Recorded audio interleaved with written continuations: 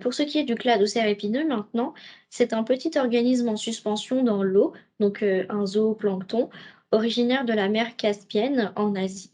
Il a été observé pour la première fois en Amérique du Nord en 1982 dans le lac Ontario. Donc il va le mesurer entre 1 et 1,5 centimètres. Il possède une queue droite ou légèrement incurvée avec des épines et une bande rouge. Également un gros œil noir et son corps est teinté d'orange, de bleu, de vert ou de rouge.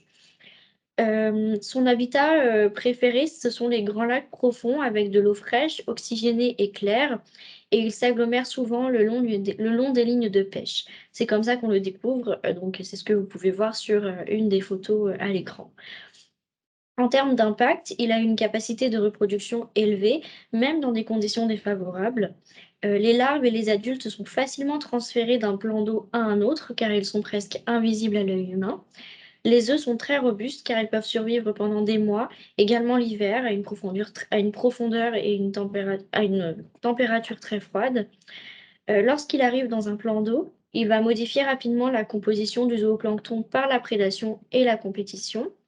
Il se nourrit principalement de phytoplancton, privant ainsi toutes les autres espèces indigènes de nourriture, et il n'est pas consommé par les espèces de poissons indigènes en raison des épines sur sa queue. Il n'a donc pas de prédateurs. En termes de prévention et de contrôle, on va préconiser le nettoyage des embarcations et des équipements avec des jets d'eau chaude sous pression. On va éviter le transfert des eaux de ballast et des poissons d'un plan d'eau à un autre.